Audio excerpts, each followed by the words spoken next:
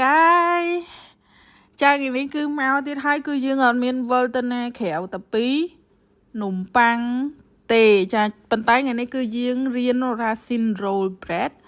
គឺនំប៉័ងផ្អែមដាក់អាតាពាំងបាយជូរគ្រាមកបងប្អូនអូខេចឹងអានេះគឺយើងបានដាក់ថ្លឹងគ្រឿងហើយអស់ហើយគ្រឿងគឺខ្ញុំដាក់នៅហ្នឹងបងប្អូនអាចស្កប់មើលបានណាហើយគឺយើងប្រើទឹកត្រជាក់បងប្អូនទឹកហ្នឹងណាតែយើងដាក់ water ប៉ុន្តែ water ហ្នឹងគឺបញ្ជាក់ថា cold គឺទឹកត្រជាក់ហើយទាំងអស់ហ្នឹងគឺមានគ្រឿងផ្សំ2 4 6 8 9 10ទាំងអាតាពាំងបាយជូរក្រៀមហ្នឹងណាអូខេអញ្ចឹងគឺយើងមានម្សៅនំប៉័ងហ្នឹង1គីឡូyeast 20 ក្រាម improver 5 ក្រាមនិយាយថា improver ហ្នឹងគឺថេតែម្ដងនំអីក៏ដាក់5ក្រាមនេះគឺយើងមិនអាចកែមិនអាចអីបានទេបើថាក្រៅពីហ្នឹងយើងអាចកែបានអញ្ចឹងណាហើយស្ករ50ក្រាមអំបិល10ក្រាម milk powder 50ក្រាម butter 100ក្រាមពង2គ្រាប់ហើយទឹកហ្នឹងគឺលោកគ្រូដាក់475ក្រាមអូខេអញ្ចឹង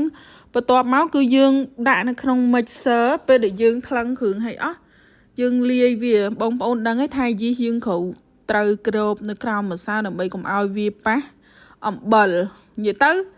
នំណាឲ្យតែមានយីសគឺកុំឲ្យវាប៉ះអំបិលតែម្ដងចាគឺខ្លាចវាងាប់ទៅវាធ្វើប្រតិកម្មមិនបានល្អនៅក្នុងនំចឹងវាឡើងទេអូខេចឹងយើងចាក់គ្រឿងផ្សំចូលទាំងអស់ហើយគឺយើងវាយយកតែម្ដងហើយវាយនេះគឺអាស្រ័យទៅលើម៉ាស៊ីនយើងដែរនិយាយទៅដូចដដែលហ្នឹងគ្រាន់ថាយើងមានតិចនិចក្នុងការមើលម្សៅមានតិចនិចក្នុងការស្ដាប់ឬក៏មានតិចនិចក្នុងការស្ទាបអីចឹងទៅចានេះគឺពេលកំពុងតែវាយចឹងគឺគ្នាយើងបានសម្អាតបាននិយាយគ្នាលេងជុំគ្នាអញ្ចឹងទៅនេះគ្រាន់នេះគឺជាសិស្សរួមថ្នាក់ហើយក៏ជាមិត្តរួមថ្នាក់ហើយក៏ជាសិស្សរួមចំនួនដែរអូខេចានេះគឺមកអត់ទាន់គេទេចាគេដាក់វាយហើយបានមកដល់ចានេះគឺគាត់ជាអ្នក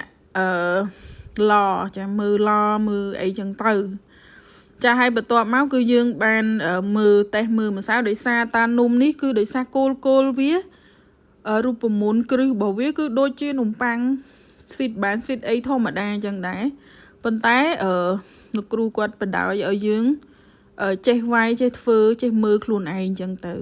ចានេះគឺយើងគិតថាម្សៅយកបានហើយគឺយើងចាប់ផ្ដើមចាក់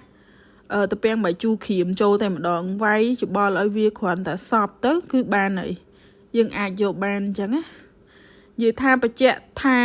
រ៉ាស៊ីនហ្នឹងគឺយើងមិនអាចដាក់ចូលគ្នាតែហ្មងទេគឺយើងដាក់ចុងក្រោយគេនៅពេលដែលគ្រឿងផ្សំទាំងអស់វាយចូលគ្នា smooth ឬក៏សម្រេចអញ្ចឹងទៅគឺយើងដាក់វាចូលហើយបន្ទាប់មកគឺយើងយកមកលុញជាដុំមូលអញ្ចឹងទៅ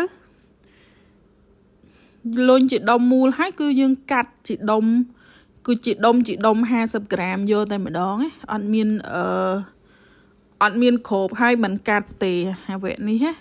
នំនេះគឺអញ្ចឹងយើងគ្រាន់តែលុញឲ្យមូលអញ្ចឹងឲ្យម្សៅវាណែនវារៀងតឹងតិចទៅគឺយើងកាត់យកតែម្ដងចាអញ្ចឹងគឺយើងកាត់ក្នុងមួយដុំ50ក្រាមបន្ទាប់មកគឺយើងលុញវាមូលហើយគ្របទុក15នាទី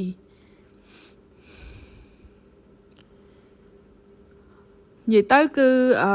នំប៉័ងគ្រឹះនំប៉័ងគឺយើងត្រូវការចេះលុញវាមើលទៅវាដូចស្រួលទេបងប្អូនប៉ុន្តែនៅពេលដែលយើងធ្វើនៅពេលដែលយើងអនុវត្តថាគ្រឹះវាហ្នឹងគឺយ៉ាងម៉េចវារៀងពិបាកដែរអញ្ចឹងណាជួនកាលស្រួលសោះហ្នឹងធ្វើដូចអត់ស្រួលអីអញ្ចឹងណាតែម្សៅមិនណែនគឺយើងអាចមើលលក្ខណៈនំបានពេលដែលដុតចេញមកគឺវាឡើងពពុះវាឡើងផុសអីអញ្ចឹងទៅវាអត់ស្អាតចាហើយពេលដែលលុញហើយគឺយើងគ្របទុក15នាទីតែម្ដង បងប្អូនអាចគ្របទុក20នាទីក៏បានដែរលោកគ្រូ5អញ្ចឹងដើម្បីឲ្យម្សៅយើងវាធ្វើការបានល្អវាឡើងបានល្អអញ្ចឹងណាចាស់ហើយបន្ទាប់ពី15នាទីហើយគឺដល់វគ្គយើងលុញនេះគឺលុញដូច sweet បានអញ្ចឹងអត់មែនលុញទេណាបងប្អូនអានេះគឺរបៀបធ្វើជារូបរាងវែងមិនមែនលុញជារូបរាងមូលទៀតទេចានេះគឺជារបៀបដែលលោកគ្រូគាត់បរៀន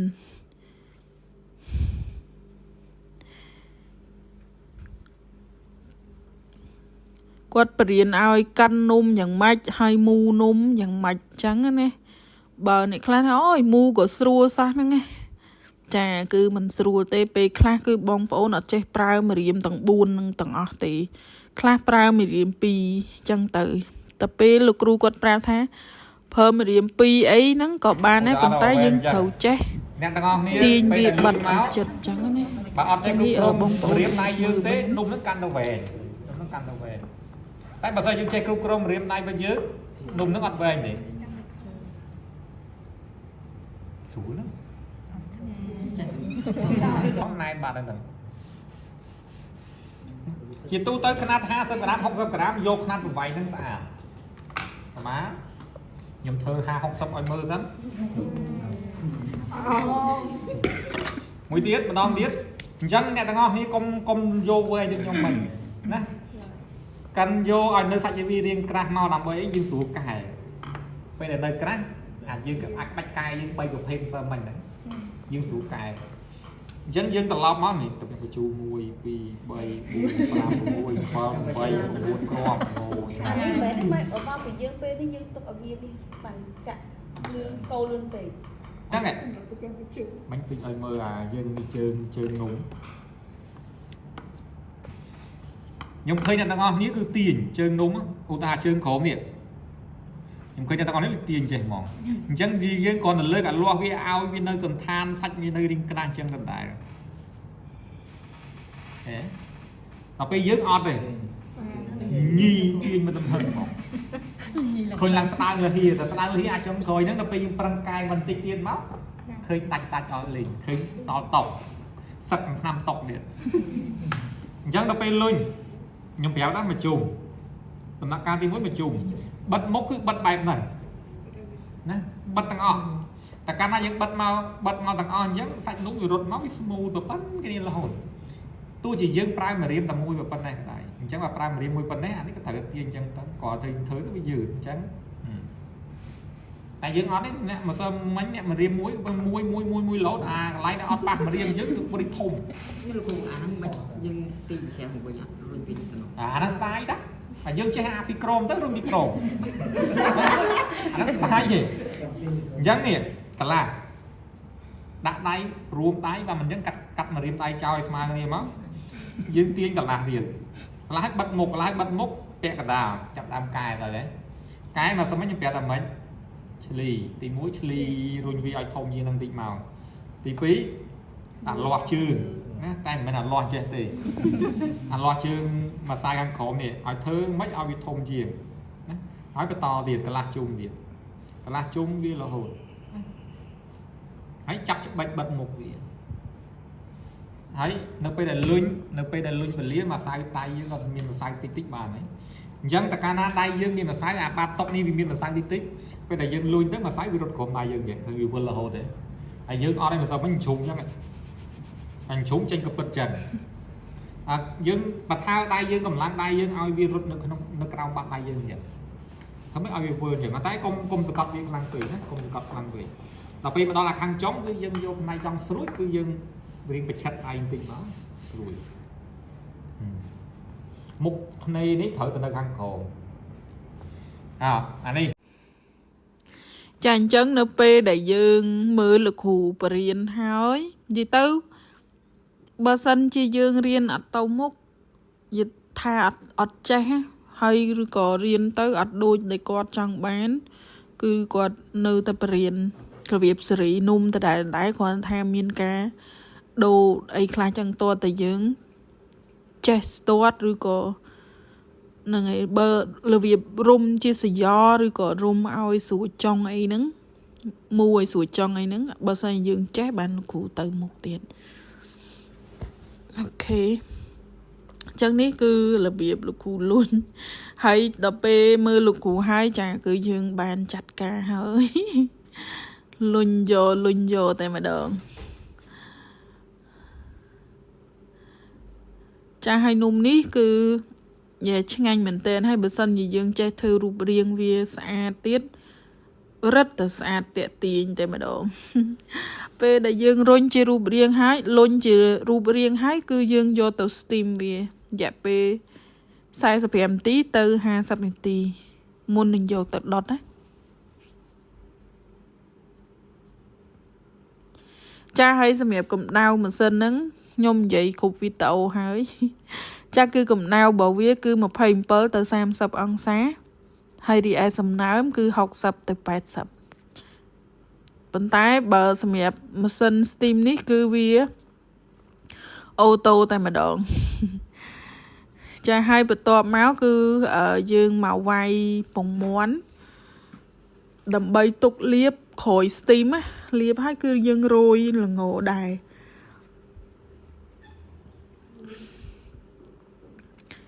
ចាឥឡូវគឺបានរយៈពេល45នាទីទៅ50នាទីយកចេញពីឡ steam ហើយគឺយើងយកមកលាបពងមាន់ហើយនឹងរោយល្ង